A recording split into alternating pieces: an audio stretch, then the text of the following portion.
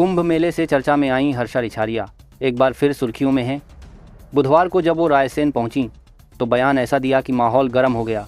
Media से बातचीत में हर्षा ने लव जिहाद और महिला सुरक्षा पर बड़ा बयान देते हुए कहा, कुछ लोग लड़कियों को बच्चे पैदा करने की मशीन की तरह इस्तेमाल कर रहे हैं। उन्होंने कहा कि आज भी कई लड़कियां ये सोचकर धोखा खा रही हैं कि मेरा अब्दुल ऐसा नहीं है, जबकि हकीकत कुछ और होती है। हर्षा ने इसे दुखद बताया और कहा कि समाज को अब महिलाओं की सुरक्षा और जागरूकता पर गंभीरता से काम करना होगा। इतना ही नहीं, उन्होंने हाल ही में हुए दिल्ली ब्लास्ट को भी एक सोची समझी साजिश बताया। अब सवाल आपसे, समाज में लव जिहाद जैसी घटनाओं पर आपकी क्या राय है? कमेंट में बताइए। देखिए, एक तो रायसेन का जो इतिहास है वो खुद में ऐसा है कि जो एक बार रायसेन के बारे में जान ले वो खुद ही यहाँ आ जाएगा। महादेव की परम शक्ति है यहाँ पे। दूसरा कि एक कार्यक्रम था जो, जैसा कि हम सब जानते हैं, आज काल भैरव अष्टमी है, तो काल भैरव धाम में, सिद्धपीठ में भी मुझे जाना है, वहां भी दर्शन करने हैं। तो ये दोनों ऐसे उपलक्ष्य बने आज के दिन में कि मेरा रायसेन आगमन हो गया। जिस तरीके से महिलाओं के अत्याचार बने हुए हैं, हाल ही में भोपाल की एक मॉडल थी, वो भी लव जिहाद का शिकार हुई। क्या देखिए, मुझे लगता है ना कि मैं सच बताऊं, मेरे अंदर अब ये आता है कि जो भी लड़कियां अगर लव जिहाद का शिकार हुई हैं और गलती से उनकी जान बच गई है, तो ऐसों को मैं खुद मारना चाहती हूँ डंडों से। उनके ना पैरों में अच्छे देने चाहिए, क्योंकि हम जैसे लोग चिल्ला चिल्ला के, समझा समझा के परेशान हो गए, और कितने कितने हम रिजल्ट देख रहे हैं सामने कि बच्चों के साथ क्या क्या हो रहा है, किस तरह उनको काटा जा रहा है, मारा जा रहा है, दफनाया जा रहा है, उन्हें शिकार बनाया जा रहा है, उन्हें बच्चे पैदा करने की मशीन बनाया जा रहा है, आपको बीच रास्ते में छोड़ के भागा जा रहा है। कितना कुछ हो रहा है। उसके बाद भी अगर आपको ये लगता है कि मेरा वाला अब्दुल ऐसा नहीं निकलेगा, तो फिर ऐसी मानसिकता को, ऐसी मंद बुद्धि को हम और कैसे समझाएंगे?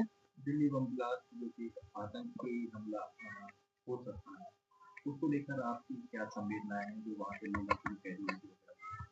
अभी भी आपको ये लगता है कि आतंकी हमला हो सकता है? ये बॉम्ब ब्लास्ट होना, इतना आरडीएक्स मिलना, इस तरह के जहरीले जो जहर बनाया जा रहा है, जो साइनाइड से भी ज्यादा खतरनाक है, वो देके मंदिरों में प्रसाद के रूप में इतने लोगों को, लाखों लोगों को मारने की प्लानिंग, और मंदिरों में अगर प्रसाद में मिला के मारे जाने की प्लानिंग थी, तो इसका मतलब हम काफिरों के लिए थी। वो क्लियर है कि किस धर्म को वो टारगेट कर रहे थे। तो ये अब आप नहीं बोल सकते कि हो सकता है, ये क्लियर है। और जो नाम सामने आए हैं, जो अभी तक हम बात करते थे कि भाई बहुत सवाल उठते थे कि आप ऐसे कैसे एक धर्म को टारगेट कर सकते हो, क्योंकि आतंकवाद का कोई धर्म नहीं होता। धर्म तो क्लियर सामने दिख रहे हैं ना, टोपी और दाढ़ी तो सामने दिख रही है ना, फोटोज तो सामने आ रहे हैं ना, उसके बाद अब क्या जानना बाकी है? तो मैं बार बार यही बोलती आ रही हूँ कि आतंकवाद का धर्म नहीं होता है, आतंकवाद का मजहब होता है, और वो कौन सा मजहब है ये भी हमारे सामने है। मानने वाली जो सुरक्षा एजेंसियों से चूक हुई है, उनकी इंटेलिजेंस में कहीं ना कहीं कमी हुई है, जो इतना बड़ा हादसा दिल्ली में हो गया है। बिल्कुल, मैं ये भी कहूंगी कि कहीं न कहीं थोड़ी कमी हमारे साइड से भी हुई है, और शायद हम इतने ज़्यादा बेफ़िक्र हो गए थे कि अब ऐसा हमारे देश के अंदर आके कोई इस तरह का नहीं कर सकता है। लेकिन अगर देश के अंदर ऐसा हुआ है, तो उसमें देश के भी कई गद्दारों के नाम सामने आना बाकी है, क्योंकि बिना अंदर वाले के शामिल हुए बिना बाहर वाला कोई भी घर के अंदर घुस के इस तरह की तबाही नहीं मचा सकता है। प्रयागराज महाकुंभ में आपको कई तरह के नामों की उपमाएँ दी।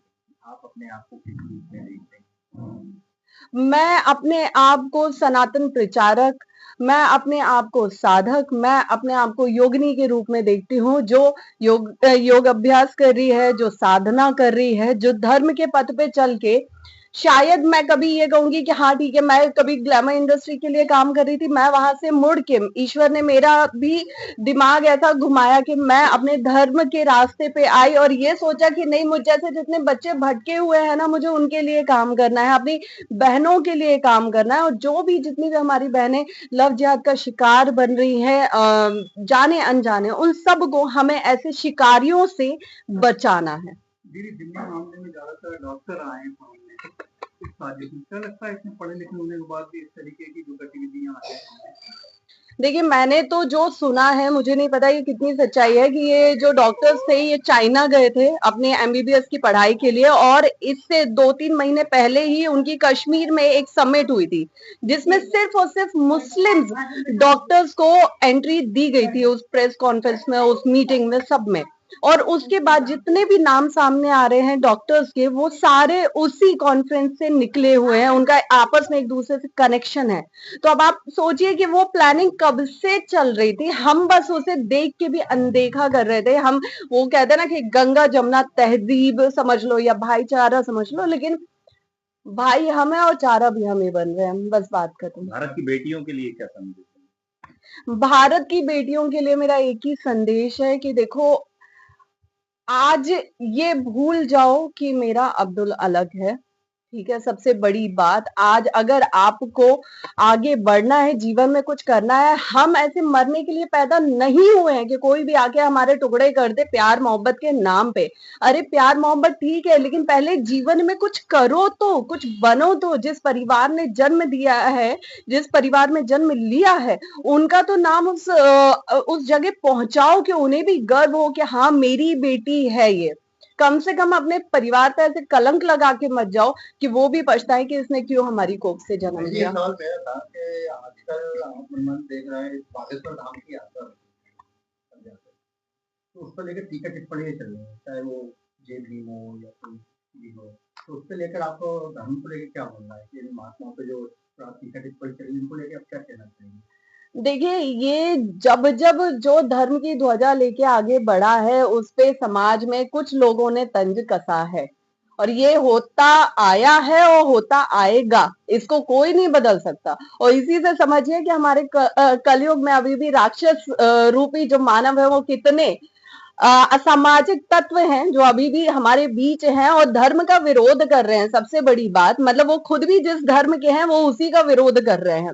तो ये बहुत बड़ी बात है, लेकिन इससे होगा कुछ नहीं, कुछ भी नहीं होने वाला है, क्योंकि जो जिस रास्ते पे चल रहा है और खासतौर पे धर्म के रास्ते पे चल रहा है, वो अपनी गति आपके विरोध से और शायद 4 गुनी बढ़ा दे। इससे आप हम जैसों का हौसला बुलंद करते हैं। बिहार चुनाव को लेकर मैं सीखा तो कई पिछली बार साली महिलाएं बिहार चुनाव में खड़ी हुई।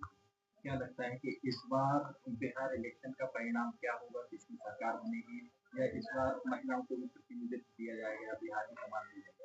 देखिए, सबसे पहले तो मैं इस चीज़ के लिए माफ़ी माँगूँगी क्योंकि बिहार चुनाव के बारे में मुझे नहीं पता है। हाँ, क्योंकि मैथिली जी, अक्षरा जी, ये क्या है, हम सब ये आर्टिस्ट हैं, सिंगर्स हैं, बहुत अच्छे आर्टिस्ट हैं। तो आर्टिस्ट के रूप में मैं इन्हें जानती हूँ, लेकिन बिहार चुनाव का क्या होगा इसके लिए मैं आपसे क्षमा माँगूँगी।